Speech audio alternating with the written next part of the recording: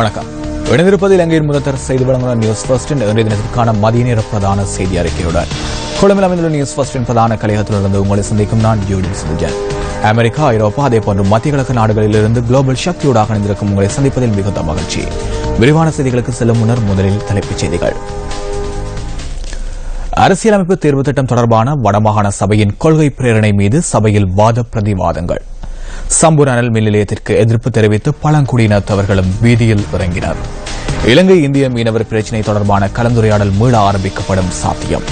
சட்டவிரோத துப்பாக்கிகளை அரசிடம் கையளிப்பதற்கான பொது மன்னிப்பு காலம் அறிவிப்பு. நீரிழிவு நோயாளர்களின் எண்ணிக்கை சர்வதேச அளவில் 422 மில்லியனை எட்டியது. தொடர்வது விரிவான செய்திகள். முதலில் உள்நாட்டுச் செய்திகள். வடமாகாண சபையின் 49வது அமர்வு சபையின் தவிசாளர் CVK சிவஞானம் தலைமையில் கைதடியில் உள்ள பேரவை செயலகத்தில் காலை 9:30 மணியளவில் அமர்வு ஆரம்பமாகியது. இன்றைய தினம் அரசியல் தேர்வு மற்றும் அரசியல் யாப்புக்கான கொள்கை வரைவு விவாதம் இடம்பெறுகின்றது. இது தொடர்பான மேலதிக தகவலுடன் இணைந்து கொள்கின்றார் எமது பிராந்திய செய்தியாளர் கதிர்காமத்தையன் ரஜினிகாந்தன். வடமாகாண சபையினுடைய 49வது அமர்வு இன்று காலை 9:30 மணியளவிலே அவைத்தலைவர் CVK சிவஞானம் தலைமையிலே ஆரம்பமாகியது. வடமாகாண சபையால் தயாரிக்கப்பட்ட அரசியல் தீர்வு அரசியல் யாப்பு கொள்கை முன்மொழிவு வரைவு மீதான விவாதம் இன்று முழு நாளாக இடம்பெற்று வருகிறது. இந்த வரைவை வடமாகாண முதலமைச்சர் CV விக்னேஸ்வரன் சபையில் சமர்ப்பித்து உரை நிகழ்த்தினார். இந்தியா மாநிலங்களாக பிரிக்கப்பட்டுள்ளதை போன்று இலங்கை இரு மாநிலங்களாக பிரிக்கப்பட வேண்டும். வடக்கு கிழக்கு ஒரு மாநிலமாகவும் பெரும்பான்மையின மக்கள் வாழுகின்ற பிரதேசங்கள் பிரிதொரு மாநிலமாகவும் பிரிக்கப்பட வேண்டும் என்பது தொடர்பான 23 முன்மொழிவுகளை அவர் சபையிலே சமர்ப்பித்து உரை நிகழ்த்தினார். அதனைத் தொடர்ந்து விவாதத்திலே உரையாற்றிய எதிர்க்கட்சித் தலைவர் சி. தவராசா முதலமைச்சருடைய உரையிலே அரசு துறையில் அரசாங்க கூட்டுத்தாபனங்களில் தொழில் வாய்ப்பில் சம வாய்ப்பு என உள்ளது. அது பொருத்தமில்லாதது. பிரபலிய பாடசாலைகளில் கல்வி பயிலுகின்ற மாணவர்களுக்கும் பின்தங்கிய பிரதேச பாடசாலைகளிலே கல்வி பயிலுகின்ற மாணவர்களுக்கும் இடையிலே கல்வியில் சம வாய்ப்பு இல்லை. ஆகவே தொழில்துறையில் எவ்வாறு சம வாய்ப்பை வழங்க முடியும் என்ற கேள்வியை அவர் தான் பொது எழுப்பியிருந்தார். அதனைத் தொடர்ந்து விவாதத்திலே கலந்து கொண்ட ஆளுங்கட்சி உறுப்பினர் அய்யூப் அஸ்மின் விடுதலையை கோரி இருக்கின்ற ஒரு சமூகம் புரிதொரு சமூகத்தின் மீது ஆதிக்கம் செலுத்தக்கூடாது. முஸ்லிம் மக்களை பொறுத்தவரையிலே நம்பிக்கை இனங்கள் தோல்வி இருக்கின்றன. அவநம்பிக்கையை ஏற்படுத்தும் வகையில் சில சம்பவங்கள் இடம்பெற்றிருக்கின்றன எனவும் முள்ளிவாய்க்காலில் பாரிய மனித உரிமை மீறல் இடம்பெற்ற பொழுது முஸ்லிம்கள் மௌனம் காத்தது தவறான விடயம் எனவும் அவர் இதன் பொழுது சுட்டிக்காட்டினார். வடமாகாண சபையினுடைய அமர்வு தொடர்ந்து இடம்பெற்று வருகிறது. நியூஸ் பஸ் செய்திகளுக்காக கைதிலிருந்து கதிராமத்தையன் ரஜினிகாந்தன். சம்பூர் தொடர்பில் பல தரப்பினரிடையும் எதிர்ப்பு வலுத்து வரும் நிலையில் பழங்குடியினத்த மக்களும் வீதிக்கு இறங்கியுள்ளனர். திருவண்ணாமலை சம்பூர் சந்தோஷபுர சிவசக்தி வித்தியாலயத்திற்கு முன்பாக பழங்குடி மக்கள் எதிர்ப்பு ஆர்ப்பாட்டம் ஒன்றை இன்றைய தினம் முன்னெடுத்திருந்தனர். அனல்மின் நிலையம் அமைக்கப்படுமாயின் தாம் பல்வேறு பாதிப்புகளை எதிர்நோக்க நேரிடும் என தெரிவித்தும் அனல்மின் நிலைய திட்டத்தை உடனடியாக கைவிட வேண்டும் என வலியுறுத்தியும் ஆதிவாசிகள் ஆர்ப்பாட்டத்தை முன்னெடுத்தனர்.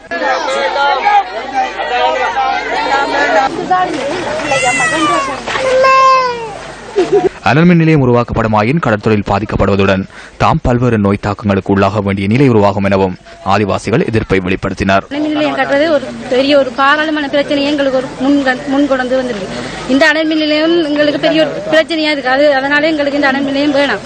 இந்த குடிநீர் பிரச்சனை கொஞ்சம் நிறைய அதிகமா இருக்கு. கோடை காலத்திலயோ இல்ல மாறி காலத்துல கோடை காலத்துல நிறைய தண்ணி பிரச்சனை, பாடசாலை ஸ்கூல் பிள்ளைகளுக்கு பாதிப்பு இருக்கு. நிலையம் எங்களுக்கு இந்த ஏரியாவில் கட்ட வேண்டாம்.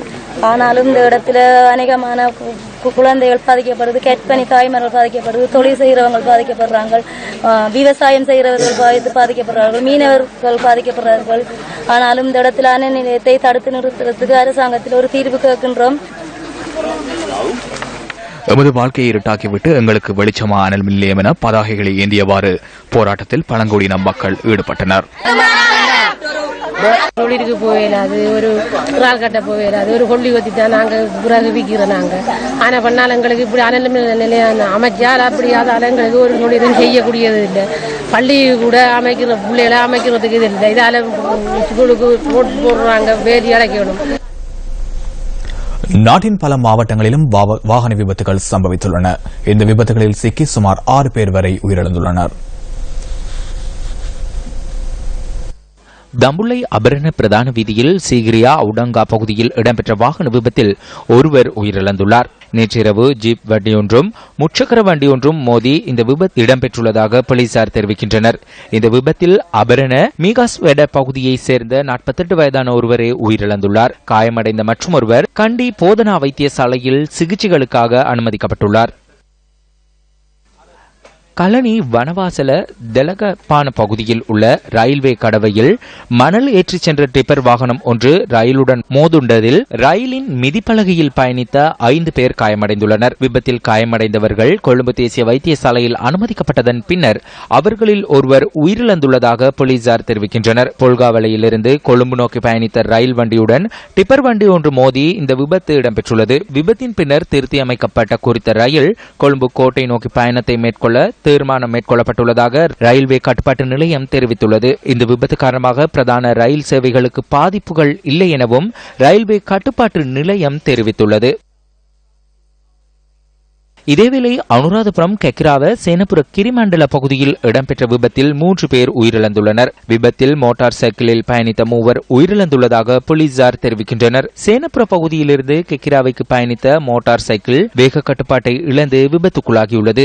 சேனபுர பகுதியை சேர்ந்தவர்களே விபத்தில் சிக்கி உயிரிழந்துள்ளதாகவும் போலீசார் தெரிவிக்கின்றனர். உயிரிழந்தவர்களின் சடலம் சேனபுர கிராமிய வைத்தியசாலையில் வைக்கப்பட்டுள்ளது. இதனிடையே அபரணவில் இருந்து மரதன் கடவல நோக்கி பயணித்த மோட்டார் சைக்கிள் மாமிலியா விகாரைக்கு அருகில் பஸ் ஒன்றுடன் மோதி விபத்துக்குள்ளானதில் ஒருவர் உயிரிழந்துள்ளார். விபத்தில் காயமடைந்தவர் மரதன் கடவல ஆதார வைத்தியசாலையில் அனுமதிக்கப்பட்டதன் பின்னர் உயிரிழந்துள்ளதாக போலீசார் தெரிவிக்கின்றனர். கெக்கிராவ அம்பிள்காஸ்வேவ பகுதியை வசிப்பிடமாக கொண்ட மதுஷங்க எனும் 24 வயதான இளைஞரை விபத்தில் உயிரிழந்துள்ளார். உயிரிழந்தவரின் சடலம் உறவினர்களிடம் கையளிக்கப்பட்டுள்ளதாக எமது பிராந்திய செய்தியாளர் தெரிவிக்கின்றார். இந்த விபத்துடன் தொடர்புடைய பஸ்ஸின் சாரதி கெக்கிராவ போலீசாரால் கைது செய்யப்பட்டுள்ளார்.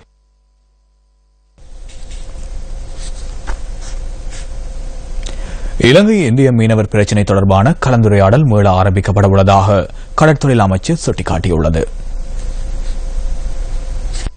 இந்த கலந்துரையாடல் அடுத்த மாதம் அளவில் ஆரம்பிக்கப்பட உள்ளதாக கடற்தொழில் அமைச்சர் மஹிந்த அமரவீர தெரிவித்துள்ளார்.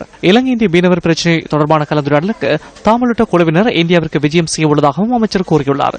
நாட்டின் பல பகுதிகளில் உள்ள மீனவர்களின் கோரிக்கைக்கு அமைய இந்த கலந்துரையாடலை மீள ஆரம்பிக்க தீர்மானித்துள்ளதாகவும் அவர் குறிப்பிட்டுள்ளார். எனினும் முன்னரை விட தற்போது இந்திய மீனவர்களின் அத்துமீறல் குறைவடைந்துள்ளதாக வடபகுதி மீனவர்கள் தம்மிடம் தெரிவித்துள்ளதாகவும் கடற்தொழில் அமைச்சர் கூறியுள்ளார். அத்துமீறும் மீனவர்களை கைது செய்வது தொடர்ச்சியாக முன்னெடுக்கப்படுவதாலும் இந்திய மீனவர்களின் படகுகள் மற்றும் வலைகள் அரசுடைமையாக்கப்படுவதாலும் அவர்களுடைய அத்துமீறல் குறைவடைந்துள்ளதாக கடற்தொழில் அமைச்சர் சுட்டிக்காட்டியுள்ளார். இதேவேளை இலங்கை கடற்பரப்பில் அத்துமீறி பிரவேசித்த குற்றச்சாட்டில் கைது செய்யப்பட்டுள்ள இந்திய மீனவர்களை நீதிமன்றத்தில் ஆஜர்படுத்துவதற்கு நடவடிக்கை மேற்கொள்ளப்பட்டுள்ளது. இலங்கை கடற்பரப்பில் அத்துமீறி பிரவேசித்த குற்றச்சாட்டில் யாழ் அனலத்தீவில் கைது செய்யப்பட்ட 9 இந்திய மீனவர்களையும் மல்லாக நீதவான் நீதிமன்றத்தில் ஆஜர்படுத்த நடவடிக்கை எடுக்கப்பட்டுள்ளது. கடற்தொழில் திணைக்களத்தினர் ஊடாக நீதிமன்றத்தில் ஆஜர்படுத்தப்பட உள்ளனர். இன்று அதிகாலை முன்னெடுக்கப்பட்ட சுற்றிவளைப்பின் போது இந்திய மீனவர்கள் 9 பேரும் கைது செய்யப்பட்டதாக கடற்படை பேச்சாளர் கேப்டன் அக்ரமலவி குறிப்பிட்டார். தமிழகத்தின் நாகப்பட்டினத்தை சேர்ந்த மீனவர்களே கைது செய்யப்பட்டுள்ளதாகவும் அவர்களின் ட்ரோலர் படகு ஒன்றும் கடற்படையினரால் கைப்பற்றப்பட்டுள்ளதாகவும் கடற்படை பேச்சாளர் தெரிவித்தார். இதேவேளை கல்பட்டி கடற்பரப்பினுள் பிரவேசித்து மீன்பிடியில் ஈடுபட்ட குற்றச்சாட்டின் பேரில் தடுத்து வைக்கப்பட்ட இந்திய மீனவர்கள் 21 பேர் புத்தளம் மாவட்ட நீதிமன்றத்தில் இன்று ஆஜர்படுத்தப்பட்டுள்ளனர். இந்திய மீனவர்கள் கடந்த மாதம் 12ஆம் தேதி கல்பட்டி கடற்பரப்புகளில் கடற்படையினரால் கைது செய்யப்பட்டு விளக்கமறியலில் தடுத்து வைக்கப்பட்டதாக கடற்தொழில் திணைக்களத்தின் புத்தளம் மாவட்ட பணியகம் குறிப்பிட்டுள்ளது. சட்டமாதிபர் திணைக்களத்தின் அறிவுறுத்தலுக்கு அமைய இந்திய மீனவர்கள் 21 பேரும் புத்தளம் மாவட்ட நீதிமன்றத்தில் இன்று ஆஜர்படுத்தப்பட்டுள்ளதாகவும் தெரிவிக்கப்பட்டுள்ளது.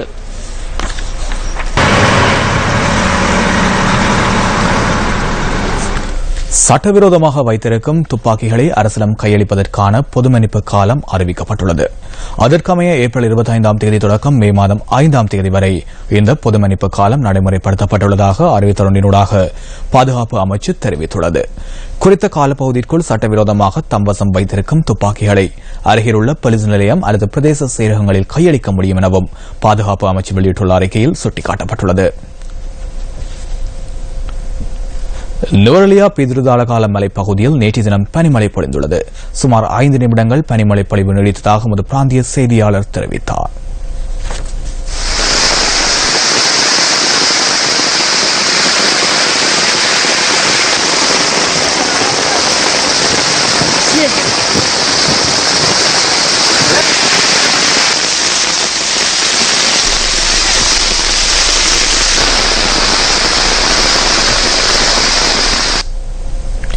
இன்று உலக சுகாதார தினம். உலக சுகாதார தினம் இன்றைய தினம் அனுஷ்டிக்கப்படுகிறது. உலக சுகாதார அமைப்பின் அனுசரணையுடன் ஒவ்வொரு ஆண்டும் ஏப்ரல் மாதம் 7ஆம் தேதி உலக சுகாதார தினம் அனுஷ்டிக்கப்படுகிறது. 1948ஆம் ஆண்டில் இடம்பெற்ற உலக சுகாதார அமைப்பின் கூட்டத்தில் ஒவ்வொரு ஆண்டும் 1950ஆம் ஆண்டிலிருந்து உலக சுகாதார தினமாக கொண்டாடுவதாக தீர்மானிக்கப்பட்டது. இந்த வருடத்தின் சுகாதார தினத்தின் தொனிப்பொருளாக நீரிழிவு நோய் தடுப்பு முன்னெடுக்கப்படுகிறது. நீரிழிவு நோயிலிருந்து பாதுகாப்பு, நீரிழிவிலிருந்து தப்புதல் மற்றும் உறுதிப்பாடு ஆகியன இந்த வருட சுகாதார தினத்தின் தொனிப்பொருளாக அமைந்துள்ளது. உலகம் முழுவதும் 422 பில்லியன் பேர் நீரிழிவு தாக்கத்திற்கு உட்பட்டுள்ளதாக தகவல்கள் தெரிவிக்கின்றன. இலங்கையின் மக்கள் தொகையில் 11.5% நீரிழிவினால் அவதியுறுவதாக சுகாதார பணிப்பாளர் நாயகம் டாக்டர் பாலித மகிபால தெரிவித்துள்ளார். கடந்த வருடம் சுகாதார தினத்தின் தொனிப்பொருளாக உணவு பாதுகாப்பு முன்னெடுக்கப்பட்டது. நீரிழிவு நோயாளர்களின் தொகை சர்வதேச அளவில் 422 மில்லியனை அண்மித்துள்ளது. வறிய நாடுகளிலேயே நீரிழிவு நோய் தாக்கம் அதிகளவில் உச்சம் காணும் பெரும் நோயாக காணப்படுவதாக அறிக்கை ஒன்று கிடைக்கப்பெற்றுள்ளது. நீரிழிவு நோய் தாக்கம் சர்வதேச அளவில் 422 மில்லியனை எட்டியுள்ள நிலையில் இளைஞர் யுவதிகளிடம் அதிக அளவில் பரவும் நோயாக நீரிழிவு தாக்கம் செலுத்துகின்றமை கண்டறியப்பட்டுள்ளது. வளர்ந்து வரும் மற்றும் வறிய நாடுகள் எதிர்நோக்கும் முக்கிய பிரச்சினைகளில் ஒன்றாக நீரிழிவு நோய் தாக்கம் செலுத்துவதாக உலக சுகாதார ஸ்தாபனத்தின் அறிக்கையொன்றை மேற்கோள் காட்டி ராய்ட்டர்ஸ் செய்தி சேவை செய்தி வெளியிட்டுள்ளது. நேற்றைய தினம் இந்த அறிக்கை வெளியிடப்பட்டது. நீரிழிவு என்பது பூலோக அச்சுறுத்தலாக உருவாகியுள்ளதாக உலக சுகாதார ஸ்தாபனத்தினால் வெளியிடப்பட்ட அறிக்கையில் குறிப்பிடப்பட்டுள்ளது. 1980ஆம் ஆண்டில் இருந்த நீரிழிவு நோய் தற்சமயம் 4 மடங்காக அதிகரித்துள்ளது உலக சுகாதார ஸ்தாபனத்தின் தொற்றா நோய்களுக்கான பணிப்பாளர் தெரிவித்துள்ளார். நீரிழிவு நோய் நீண்டகால பாதிப்புகளை ஏற்படுத்துவதுடன் சிறுநீரக பாதிப்பு, குருட்டுத்தன்மை, இருதய நோய் மற்றும் உடல் இயவாக்கமற்ற நிலை போன்ற உயிர்கொல்லி நோய்களையும் தோற்றுவிப்பதாக உலக சுகாதார ஸ்தாபனத்தின் தொற்றா நோய்களுக்கான பணிப்பாளர் தெரிவித்துள்ளார். இலங்கையின் பொருளாதார துறையில் பெரும் பங்காற்றும் மலைய மக்களின் அடிப்படை தேவைகள் சீரின்றி காணப்படுவதற்கு மலையக வீதிகளே பெரும் எடுத்துக்காட்டு. தேர்தல் வாக்குறுதிகள் இந்த வீதிகளில் கூட நிறைவு பெறுவதில்லை என்பது சிறந்த கண்கூடு. நூரெலியா ராணிபத்தை தோட்ட மக்கள் அன்றாடம் போக்குவரத்தில் ஈடுபடும் வீதியே இது. இந்த வீதி நீண்டகாலம் புனரமைக்கப்படாத நிலையில் நோயாளர்கள், பாடசாலை மாணவர்கள் உள்ளிட்ட தோட்ட மக்கள் சிரமத்திற்கு மத்தியிலேயே இந்த வீதியால் பயணம் செய்து வருகின்றனர். 10 வருஷமா இந்த ரோட்ல பஸ் வச்சு நடத்துறோம். இப்போ எங்களுக்கு இந்த பஸ் செய்ய முடியாம போகுது. என்னன்னா வார வருமானத்தை விட ரிப்பேர் செலவு கூட இருக்கு. பெரிய பெரிய குழி, இந்த படிக்கட்டுலாம் பாத்தீங்கன்னா இதெல்லாம் படிக்கட்டில் இறங்கி தான் வரணும். இதெல்லாம் பஸ் வரதுக்கு கொஞ்சம் கூட உகந்த ரோட்ல இருந்தும் இது நாங்கள் வந்து போமீட் எடுக்காம ஓடல. போமீட்டுக்கு சல்லி கட்டுறோம், பலர் சபாவுக்கு சல்லி கட்டுறோம், எல்லாமே நாங்கள் எடுக்கிறோம். எடுத்தும் எங்களுக்கு இந்த பாதையை சரியா செஞ்சு கொடுக்கல. எதிர்வரும் காலத்தில் நாங்கள் பஸ் அவ்வளோத்தையும் நோனாவத்தையோட திருப்பி இதுக்கான பஸ்ஸாவே நிறுத்துறதுக்கான முழு வேலையும் செய்வோம். என்னன்னா ரோட் செஞ்சு தர நாங்கள் இதில் வர்றதுக்கு இனி வர மாட்டோம். இதில் இந்த வீதியின் ஒரு பகுதிக்கு கான்கிரீட் போடப்பட்டுள்ள போதிலும் எஞ்சிய பகுதி புனரமைக்கப்படாது குன்றும் குழியும் காணப்படுவதாக தோட்ட மக்கள் சுட்டிக்காட்டுகின்றனர். எல்டர்ஹால் ஸ்கூல்ல இருந்து ராணுவத்தை தொடக்கம் இதுவரைக்கும் சாதாரணமாக இப்போ ஒரு 20 வருஷம் இருக்கும் ரோட் செய்து. 20 வருஷமா இதுவரைக்கும் 20 வருஷத்துல நாங்களும் ஓட் போடுறோம். எல்லாமே அவங்க கேட்குற சலுகை நாங்கள் என்ன செய்யணுமோ நாங்கள் செஞ்சிட்டு இருக்கோம். ஆனால் தலைவர் மாதிரி என்ன செய்யறாங்கன்ட்டு எங்களுக்கு தெரியாது. கூட்டு ஒப்பந்தம் நிறைவு பெற்று ஒரு வருடம் கடந்துள்ள நிலையில் போதிய வருமானமின்றி குடும்ப செலவை ஈடு செய்ய முடியாது பரிதவிக்கும் தமக்கான சிறிய தேவைகளேனும் அரசாங்கம் நிறைவேற்ற வேண்டும் என்பதே மலைய மக்கள் அனைவரினதும் எதிர்பார்ப்பாகும்.